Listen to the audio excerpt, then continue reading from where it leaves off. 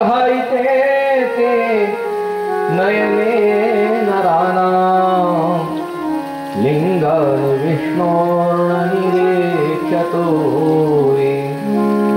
पादोनृणां तोजन्म भाजो क्षेत्राणि नानो रजतो हरेर्यो। पायाचं वैभव आहे भगवंताच्या तीर्थाची यात्रा करणे, पण ते पाय झाडाप्रमाणे जड आहे। द्रुम जन्म भाजो की क्षेत्राने न अनुरगती हरे। त्या परमेश्वराच्या क्षेत्राचे कधीही दर्शन घेत नाही, कधी त्या परमेश्वराच्या क्षेत्री जात नाही। ते पाय झाडांप्रमाणे जड आहे। तो जीव शवरूप आहे की जो भागवतांग्रे रेणू नजात मर्त्यो अभिलभेत असतो। भागवतांग्री रेणू, भागवत म्हणजे भागवत ग्रंथ नव्हे, भागवत म्हणजे वैष्णव। आणि त्या वैष्णवाचा चरणाचा स्पर्श झालेली जी माती त्याला म्हणतात भागवतांग्री। त्या मातीचा आकर्ण म्हणजे भागवतांग्री रेणू। तो भागवतांग्री रेणू म्हणजे वैष्णवांच्या चरणाचा स्पर्श झालेली माती। ती ज्याला कधी प्राप्त होत नाही, ती जो कधी मस्तकावर धारण करीत नाही, तो जीव म्हणजे शवरूप आहे, मेल्या समान आहे, त्याचं जीवन व्यर्थ आहे।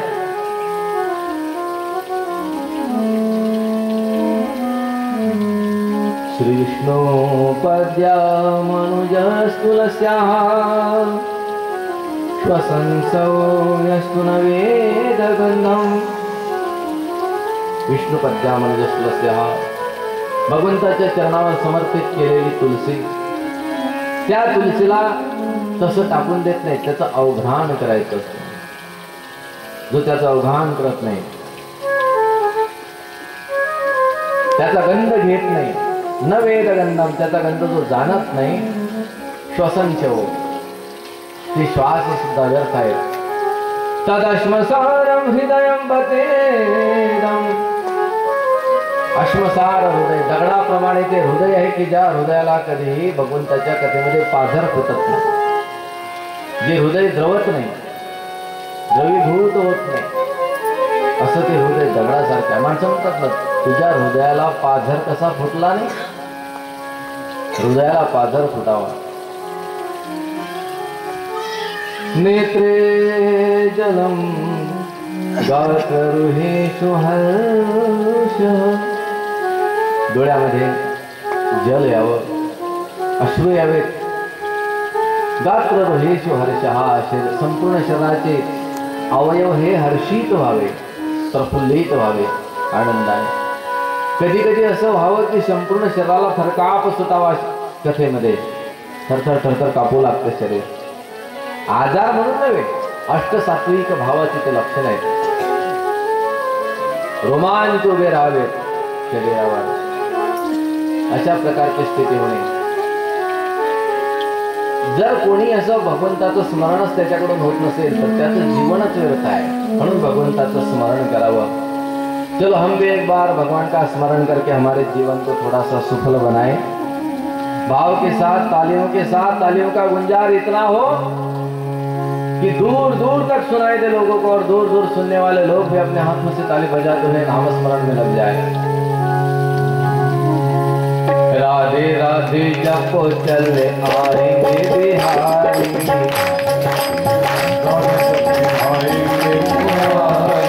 राधे राधे जपो चले आएंगे बिहारी,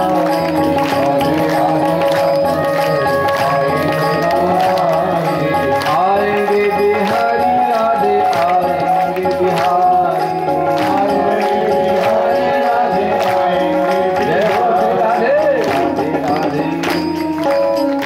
राधे जपो चले आएंगे बिहारी।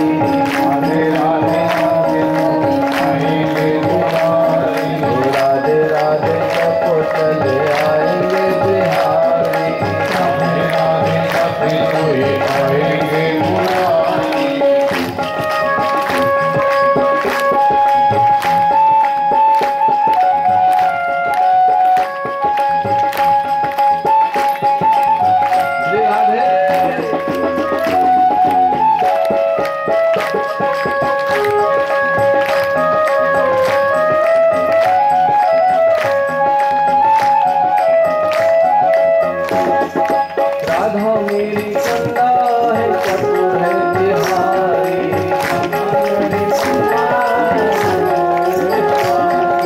राधा रानी चंदा है, चतुर है बिहारी।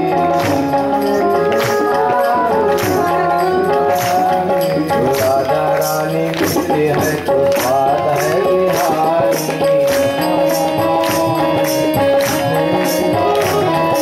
राधे राधे जब चले आएंगे बिहारी। राधे राधे राधे राधे जब चले आएंगे बिहारी। राधे राधे जब चले आएंगे बिहारी। जय हो।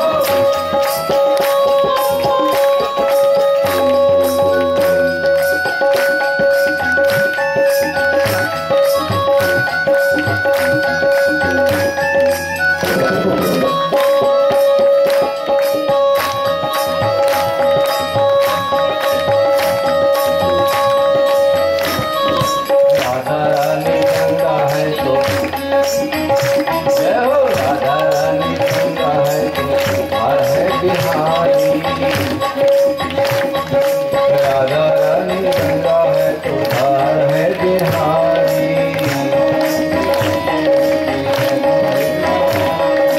राधा रानी गंगा है तो हार है बिहारी।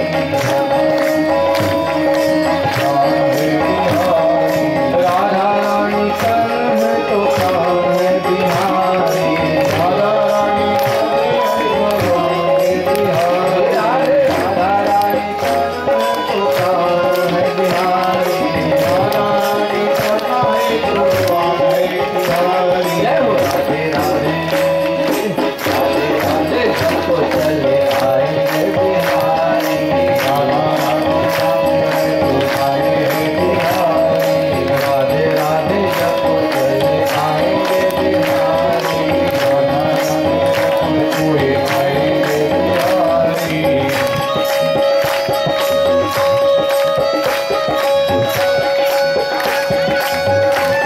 जमुना जी के किनारे वृंदावन धाम में सारे भक्तगण गोपीगण गोपगण नाच रहे राधे राधे के वृंदावन में। जय हो। राधे राधे। बीच बीच में बोल जाओ जय हो जय हो।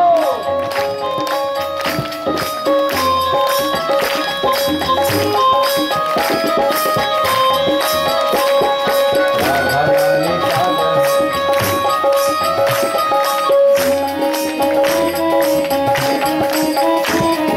राधा रानी सागर का रंग है बिहारी। राधा रानी सागर का रंग है बिहारी। राधा रानी सागर का रंग है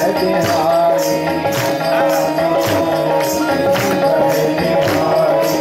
राधा रानी सागर का रंग है बिहारी। राधा रानी सागर का रंग है बिहारी। राधा रानी सागर का रंग है बिहारी। जय हो। राधे राधे राधे राधे जब चले आएंगे बिहारी। राधे राधे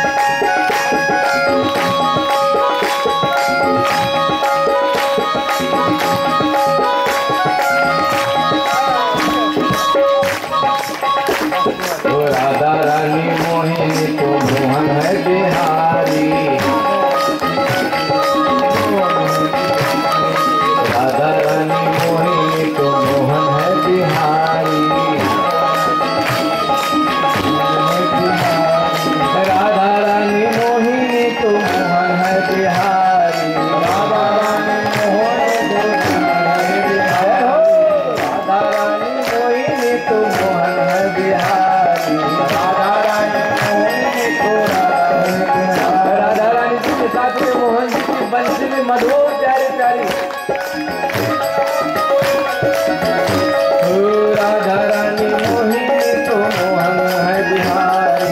राधा रानी मोहिनी तो मोहन है बिहारी।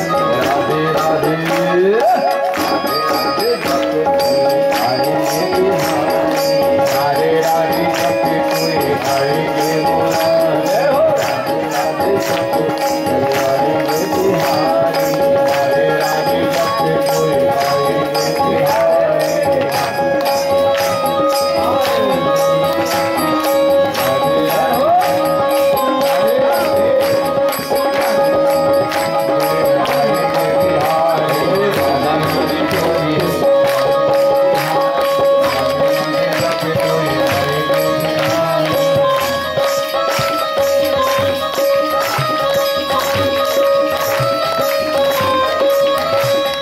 राधा मेरी गोरी तो सांवर है बिहारी। राधा मेरी गोरी तो सांवर है बिहारी। राधा मेरी गोरी तो सांवर है बिहारी। राधा मेरी गोरी है सांवर है बिहारी। राधे राधे राधे राधे जब चल आएंगे बिहारी। राधे राधे जब कोई आएंगे बिहारी। राधे राधे जब चल आएंगे बिहारी। राधे राधे जब चल आएंगे बिहारी।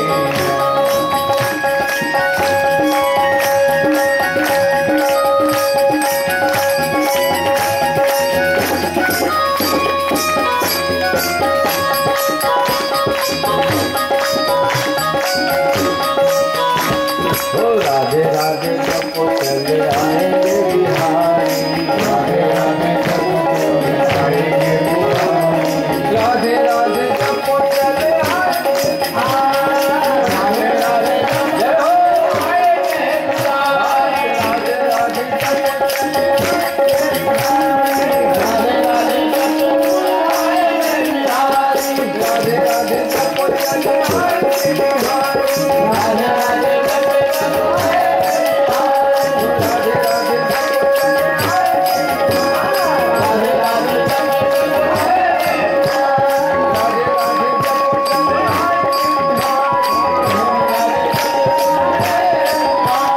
राधे राधे जब चले आएंगे। राधे राधे जब आएंगे बिहारी। राधे राधे जब चले आएंगे बिहारी। राधे राधे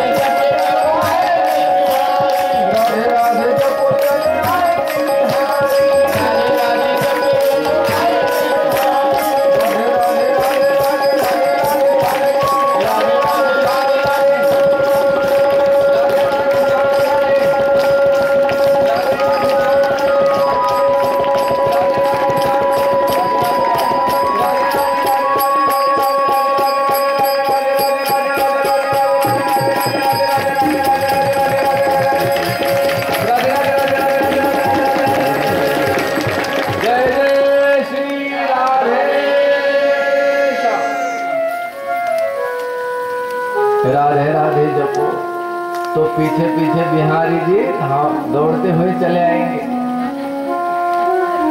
बोलेंगे कहाँ हो बापूजी, हम तो आपके पीछे पीछे दौड़ रहे। पूछो कि कन्हैया जी क्यों भाग रहे हो हमारे पीछे पीछे? हमने थोड़ी बुलाया था आपको, हम तो राधे जी को पुकार रहे थे। श्री राधे जी की कृपा, हम तो बस श्री राधे जी की कृपा को चाहते हैं। कन्हैया जी कहते बस वही तो है, जिस पर श्री राधे जी की कृपा होती है तो उसके पीछे हमको भी जाना पड़ता है। जो राधे जी का भजन गाते हैं हमको भी उसके पीछे जाना पड़ता है। ये आप क्यों भागते हो हमारे पीछे?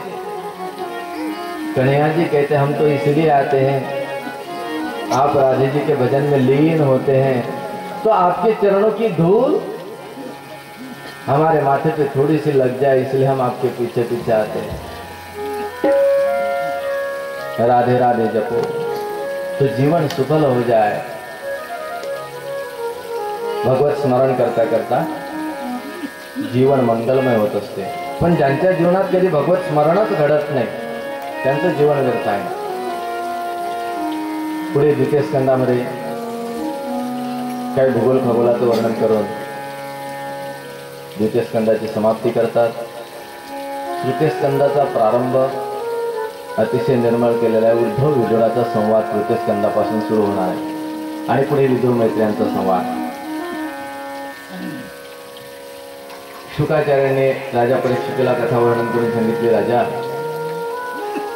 जेव्हा महाभारतातलं युद्ध घडलं त्यावेळेला विदुराने महाभारतामध्ये हस्तिनापूर सोडून गेलं होतं आणि तीर्थयात्रेला विदुर काका निघून गेले होते। महाभारत युद्धामध्ये विदुर काका नव्हते। बघा कोणत्याही ग्रंथाचं अवलोकन करा। पांडव प्रताप ऐकला असेल तुम्ही, टीव्हीवरचं महाभारत बघितलं असेल किंवा महाभारत कथा ऐकली असेल कधी, तर त्यामध्ये आपणाला असं दिसते की विदुर काका हे महाभारताच्या युद्धाच्या अगोदरच निघून गेले होते। शिष्टाईला होते असं की युद्ध जर टळलं तर फारच चांगलं आहे। विदुर काका एक संत आहेत आणि संत हे युद्धाच्या ठिकाणी राहत नाहीत। संतांचं युद्ध हे आध्यात्मिक असते, लौकिक युद्धाच्या ठिकाणी संत राहत नाहीत। युद्ध टाळण्याचा प्रयत्न केला परंतु युद्ध टळलं नाही। भगवान श्रीकृष्ण शिष्टाईसाठी येणार असं कळालं तर भगवंताचं स्वागत कोणी करावं? विदुर काकांकडे दिलेलं भगवंताचं स्वागत। उद्या भगवान येणार आहेत। विदुर काका विचार करू लागले रात्रीच्या वेळेला की प्रभू येणार, पण नेमकं काय घडेल कसं घडेल काही सांगता येत नाही। शेवटी हरी इच्छा बलवाना होई सोयी जो रामरचे राखा कोकरी तर्क बळावई साखा।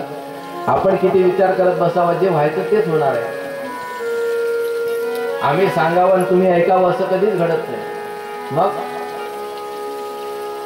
जे व्हायचं तेच होत असतं, ते कधी टळत नाही। ललाटीचे लिहिले नमोडेगा काही केले, हे कपाळावर लिहिलेलं असेल त्याच्या तर तो कसा बदलणार आहे? त्याला बदलण्यासाठी जो हेतू त्याच्या कपाळावर लिहिलेला असेल, जे निमित्त लिहिलेलं असेल, ते निमित्त जोपर्यंत त्याला प्राप्त होत नाही तोपर्यंत तो बदलू शकत नाही। म्हणून ते निमित्त त्याला प्राप्त व्हावं लागतं, तो हेतू प्राप्त व्हावा लागतो। मग मी का म्हणून बदलवण्याचा प्रयत्न करावा? जे व्हायचं आहे ते घडणार आहे, जे प्रभूने लिखित आहे तेच होणार आहे। मला चिंता करण्यापेक्षा चिंतन करण्यामध्ये आपला वेळ घालवायला बरा राहील, नाहीतरी भगवान उद्या येणारच आहे। जो काही भार असेल तो भगवंताकडे, मी फक्त भगवंताचं स्वागत करायचं। मग विदुर काकाच्या पत्नीने विदुराणीने सांगितलं, अहो उद्या भगवान येणार, भगवंताचं स्वागत तुम्ही करणार, भगवान तुम्हाला खूप मान देतात। मग देवाला आपल्याकडे जेवायला सांगा, निमंत्रण द्या। विदुर काका म्हटले, आपली छोटीशी झोपडी। भक्तमाल ग्रंथामध्ये विदुर काकांचं असं वर्णन येत असते। अनेक ठिकाणी असं वर्णन आहे की विदुर काका गरीब होते, खाय भाजी पान विदुराची, म्हणजे सुकी भाजी विदुराच्या घरी खाल्ली। कोणी म्हणतात केळीची पोत्र खाल्ली, टरफलं खाल्ली। पण श्रीमद भागवतात वर्णन केलेलं आहे की विदुर काका गरीब नव्हते, विदुर काका श्रीमंत होते। कारण धृतराष्ट्राचे ते भाऊ होते, राजा धृतराष्ट्र आणि त्याचे ते भाऊ होते। मग विदुर काका गरीब कसे असतील? विदुर काकांचं घर मोठं होतं, कदाचित विदुर काकांनी जास्त मोठ्या घरामध्ये महालामध्ये राहणं पसंत केलं नसेल, म्हणून विदुर काकांनी आपलं स्वतंत्र छोटं घर बांधलं असेल, असंही असेल। आणि आपल्या घराला विदुर काकांनी नाव दिलं होतं श्रीकृष्ण कुटीर, असं वर्णन आहे। भगवंताचं नाव द्यावं घराला, बांधावा बंगला पण लिहावं कुटी। ओम भवान नाही का, तुमचं ओम भवान असं आहे. दुसऱ्या दिवशी भगवान आले, विदुर काकांनी स्वागत केलं, शिष्टाई झाली. शिष्टाई झाल्यानंतर शिष्टाई असफल ठरली. तदनंतर भगवान निघाले. धृतराष्ट्राने आग्रह केला की प्रभू भोजनाची व्यवस्था केलेली आहे, 56 भोग तयार आहेत. पण भगवान जेवले नाहीत. भगवान म्हणतात नाही, मला जेवायचं नाही, दूर जायचं आहे दुसरीकडे. कुठे जेवणार? म्हणले जिथं मला प्रेम मिळेल त्या ठिकाणी. विदुर नाही घर थी नंदराणी. विदुर काकाला इकडेच सोडलं शिष्टाईच्या ठिकाणी. आणि भगवान विदुर काकाच्या हे अगोदर विदुर काकाच्या घरी आवत देखे सारंग पाणी. आणि विदुराणीने सारंग पाणी भगवान परमात्म्याला येताना बघितलं. देवभाव विवर्जित झाले. आज हरी आए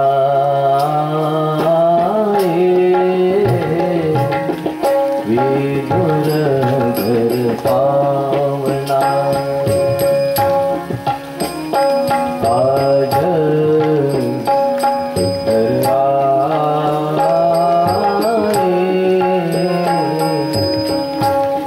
विदुर घर पावना.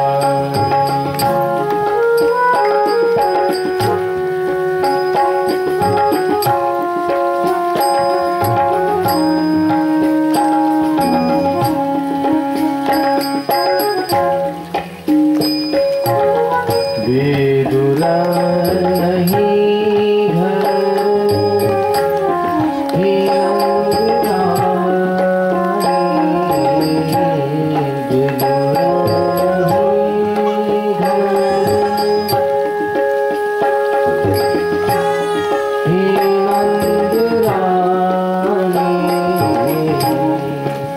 विदुरजी नाही, फक्त विदुराणी.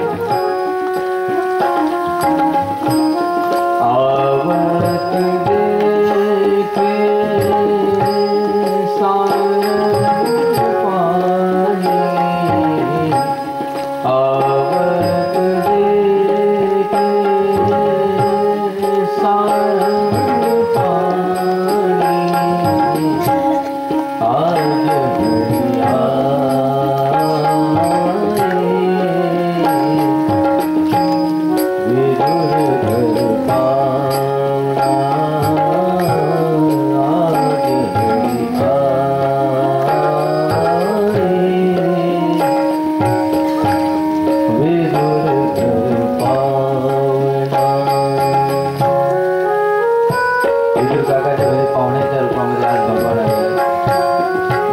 विदुराणीने स्वागत केलं प्रभू या.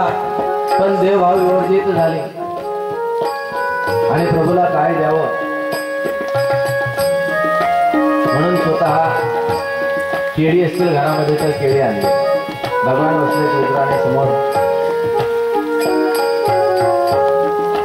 आणि केळी सोडून विदुराणी भगवत दर्शन करीत करीत देवभाव विवर्जित झालेले. फक्त डोळे कुणीकडे तर भगवंताच्या स्वरूपाकडे. देहाचं भान नाही, काय खाते हेही लक्षात नाही. फक्त भगवंताला रूप निहाळत. डोळ्यांच्या पाकळ्या सुद्धा पडत नाही, सारखी भगवंताला पाहत आहे. पाहता पाहता भगवानंतर भूक लागलेली आहे, बाकी काही खायला आहे. विदुराणीने गर काढला आणि गर भगवंताच्या हातात द्यावा तर टरफल केळाचं भगवंताच्या हातात दिलं आणि गर स्वतःच्या तोंडात. लाभ रे बरकत रे. विदुर काकाला वाटलं भगवान गेले, नेमके कुठं गेले असतील सांगता येत नाही. जेवायला गेले, इथं कुठं जेवलं नाही, जेवायला कुठं तरी गेल्याशिवाय राहणार नाही, बहुतेक माझ्याकडेच जाणार. म्हणून विदुर काका धावतच आले.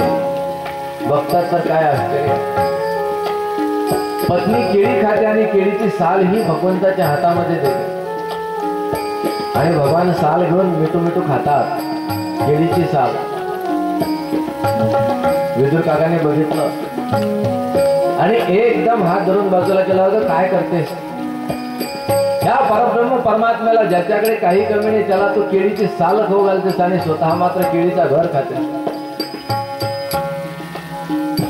भगवंताला सांगितलं प्रभू क्षमा करा, तिचं डोकं ठिकाणावर नाही राहिलं. मग विदुर काकाने केळी सोडली आणि केळीचा घर भगवंताच्या हातात दिला. भगवंताने केळीचा घर घेतला. एक घास खाल्ल्यानंतर भगवान म्हणतात काका साल जी होती ती अतिशय मधुर होती. हा घर मधुर नाही आहे, घरामध्ये मधुरता नाही तर सालीत मधुरता होती. वास्तविक ती केळीच्या सालीची मधुरता नव्हती, ती प्रेमाची मधुरता होती. सबसे ऊंची प्रेम सगाई, सबसे ऊंची प्रेम सगाई, सबसे ऊंची प्रेम सगाई, सबसे ऊंची प्रेम सगाई. झूठे बेर सबनी के खाए, झूठे बेर सबनी के खाए, साग विदुर घर पाई पाई, साग विदुर घर पाई.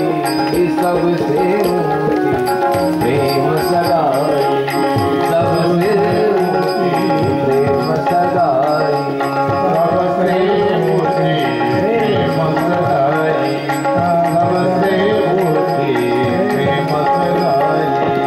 दुर्योधन का मेवा तजकर, दुर्योधन का मेवा तजकर, साग विदुर घर खाई, ऊंची प्रेम सगाई, सबसे ऊंची प्रेम सगाई, सबसे ऊंची प्रेम सगाई. दुर्योधनाचा मेवा अपंच पक्वान्नाचा त्याग केला. कोरडी सुकी भाजी खाल्ली, केळाची पुत्र खाल्ली आणि अतिशय आनंद वाटला. असा हा प्रेम संबंध असतो, सर्वात उच्च संबंध असतो प्रेमाचा. अतिशय अद्भुत संबंध आहे. प्रेमामध्ये सर्व गोष्टी माफ असतात. माणूस कोणताच विचार करत नाही. आमचे आदरणीय गुलाबरावजी महाराज आयुष्यात कधीच कोणाच्या साथीला ते गेलेले नाहीत, आयुष्यात कधीच नाही गेले. आपल्या गावात आपल्याकडे काय येतात, सबसे ऊंची प्रेम सगाई, सबसे ऊंची प्रेम सगाई. 10,000 रुपये एका तासासाठी घेणारे आमचे खान साहेब आपल्याकडे एवढ्या पैशात 7 दिवस राहायला येणार होते. कशासाठी? सबसे ऊंची प्रेम सगाई. त्यांना पण दुःख वाटत असेल. तब्येत कशी काय करायची विचारले मेसेज आहे.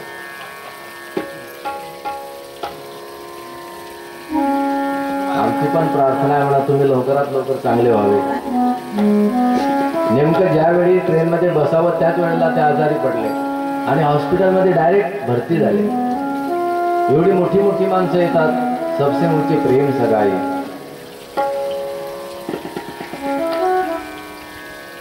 विष्णू महाराजांचे क्लासेस आणि त्यांचा स्पेशल तबला वादन ऐकला ना, ते आपल्याकडे आलेत. एवढे साधारण नाहीत, ते असाधारण तबलते. एकदा छोटीशी तुनक आम्हाला ऐकवा, स्पेशल छोटीशी. बाकीचा विषय आपण जाऊ दे.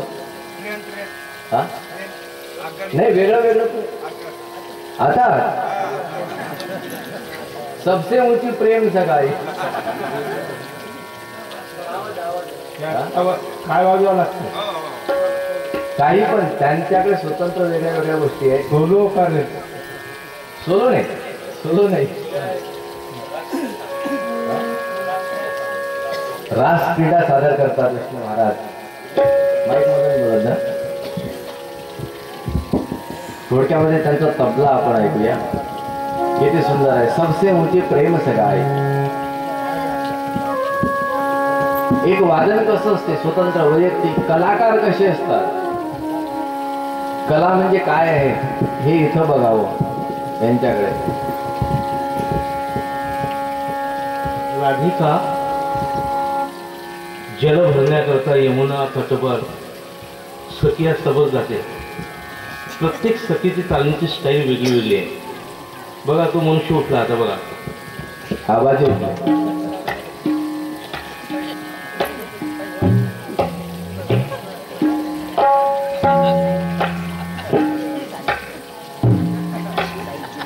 ही आबादीची चाल आहे.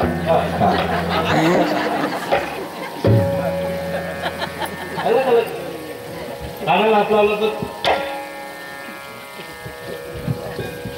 त्याचप्रमाणे राधा कोणत्या प्रकारे निघाली घडा घेतलेली. दुसरी सखी फुकत निघाली. तिसरी उड्या मारत निघाली. चौथी सखी चंचल स्वभावाची असते, जास्ती असते पळाली. पाचवी सखी लंगली सखी असते, तिला पाय नसता. कृष्णाला घाबरून ते सखी पळाली. सहावी सखी स्ट्रीटमध्ये फुंकत निघाली. अशा प्रकारे राधा यमुनेवर पोचल्यानंतर घडा जो असतो मातीचा, पाण्यामध्ये बोलताना आवाज होतो, पाणी आत शिरल्यानंतर आवाज होतो, घडा भरताना आवाज होतो. 3 प्रकारचे आवाज आहे. माता भगिनीला अनुभव आहे त्या गोष्टीचा. पण आता नदी असल्या सगळं, विहिरी असल्या नळ आणि प्रत्येक ठिकाणी सवय लावली नाही आमच्या माता भगिनीला भरण्याची. हे ड्युटी माणसांकडे आलेली आहे. म्हणून राधेचा घडा पारंपरिक कला आहे बरं, आजची मी तयार केलेली नाही. त्यानंतर पुन्हा रस्त्यात चालू लागता. रस्त्यामध्ये सखीचं लक्ष कृष्णाकडे गेल्यानंतर कृष्णाला पाहून सखी घाबरली आणि राधेला आवाजते, राधे. राधा मागे उठून बघते, काय कर सखे, कृष्ण येईल. आपण इतकं लांब आणलेलं जल कृष्ण परमात्मा थट्टा करेल, मस्करी करेल आणि मटके फोडून टाकेल. म्हणून या भीतीने ते सखी कृष्णाला पाहून कशी पळाली या पद्धतीतून ऐकायला भेटेल तुम्हाला. तितक्या कृष्ण परमात्मा एका हातामध्ये दगड उचलता. राधेचा घडा पाहून फेकून घड्याला लागतो, घडा फुटतो, पाणी जमिनीवर आदळते, आवाज सबलेत नाही का. राधेचं आणि कृष्णाचं भांडण होते त्याप्रमाणे. आम्हाला काय शकतं, आमच्या सासू आहे, नणद आहे, परंतु कृष्ण परमात्म्याची अलग लीला आहे. उद्या तुम्हाला पण असं असताना होईलच. राधेचं आणि कृष्णाचं एवढं प्रेम होतं जिवलग. आतापर्यंत तसं प्रेम मी जगात बघितलं नाही.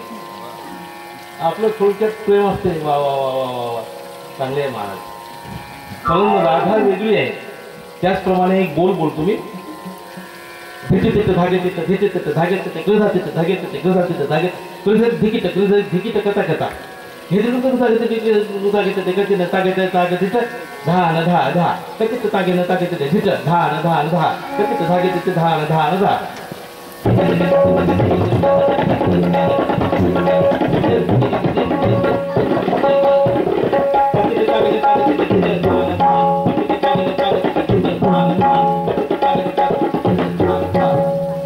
म्हणजे राधेचं ठुमकत चालणार होतं. नाही एक चक्रदार वाजून जातो. अच्छा, एक चक्रधार वाजवला, आता ठुमकत चालणार.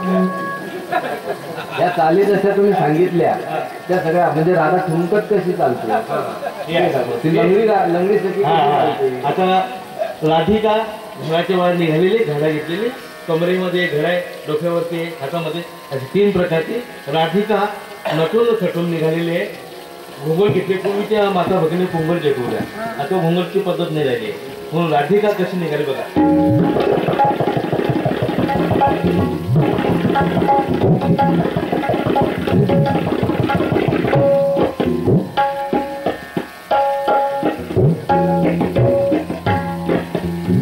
राधिका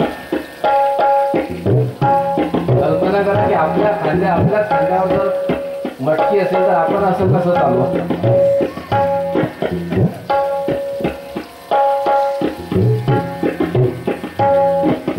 दुसरी सखीची चाल बदल ठुमकत निघाली.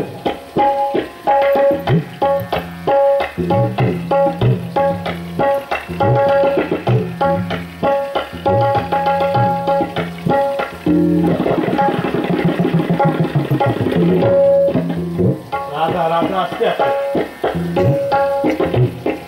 तिसरी सखी उड्यावर मारत निघाली.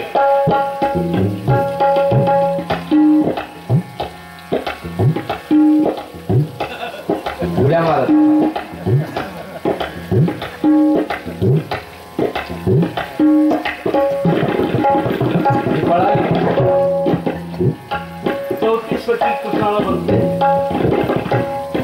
सख्खे भाव बघा पाहण्याचे दृष्टीकर समोर कृष्ण उभा आहे, राधा मी आहे. राधा कृष्णाकडे बघतो, कृष्ण राधेकडे बघतो. हा भाव बघा.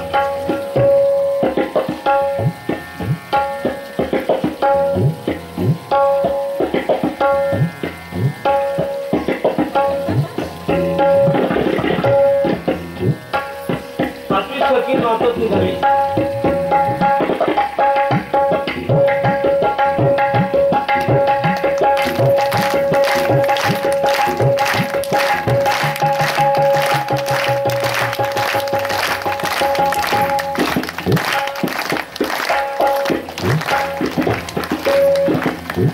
शक्ती सावली चलत निघाली.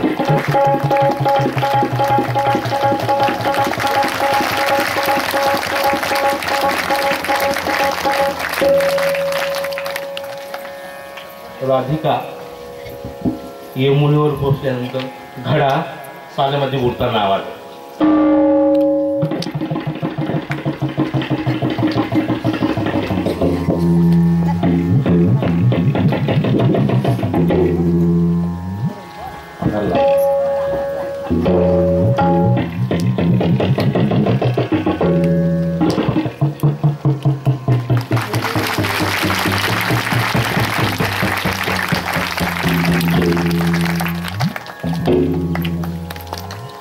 एक घडा राधेन डोक्यावर घेतलेला आहे. आवाज उतरताना झालाय. दिन ते दिनता धिंदा.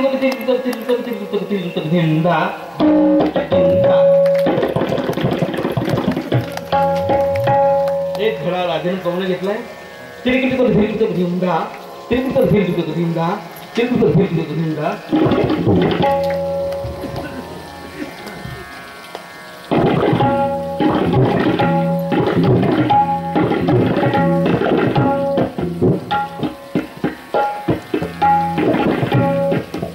यमुने के बाहेर निघाले सर्व सखिया.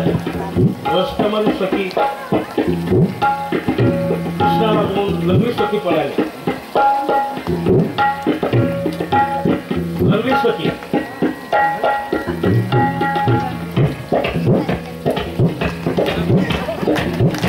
लगडी.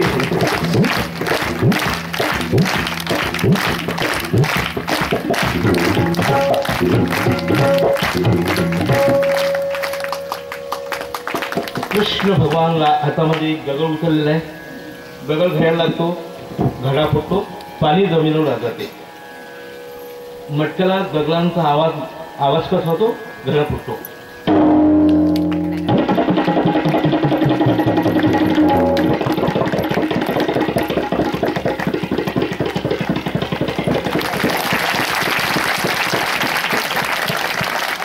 घडा फुटला. पाणी जमिनीवर आदळलं. राधेचं कृष्णाचं समाज होतो. राधे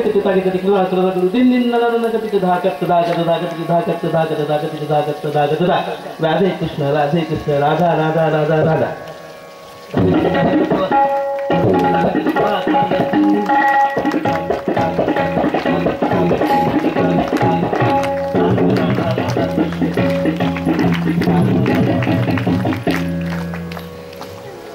यानंतर योग गुरु योगीदास महाराज की जय म्हणतो तबल्यातून.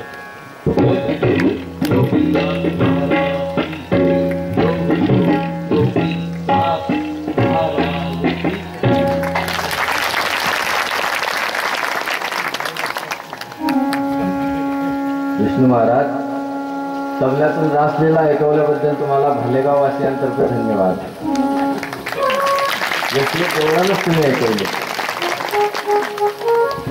एक आश्चर्य आपल्याला आज ऐकायला मिळालं जे बहुधा करून कधी ऐकायला मिळालं नसतं.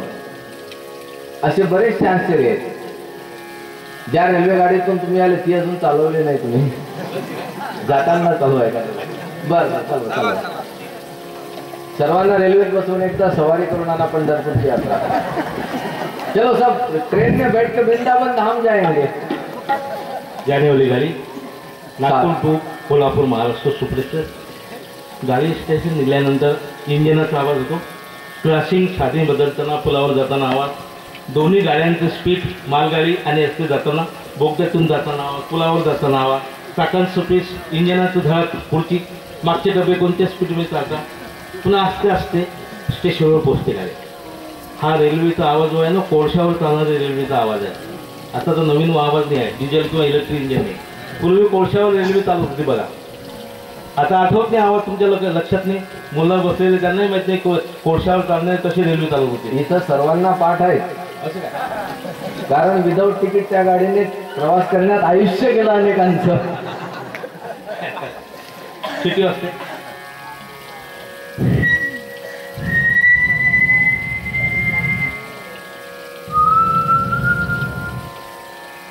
नवीन भरती रेल्वे टिशू उभे आहे, तिकीट फाडून जाते त्यांच्याकडे आणि ड्रायव्हर बसलेले सर्व. आजच भरती झाले जानेवारी गाडी नागपूर टू कोल्हापूर महाराष्ट्र सुटत.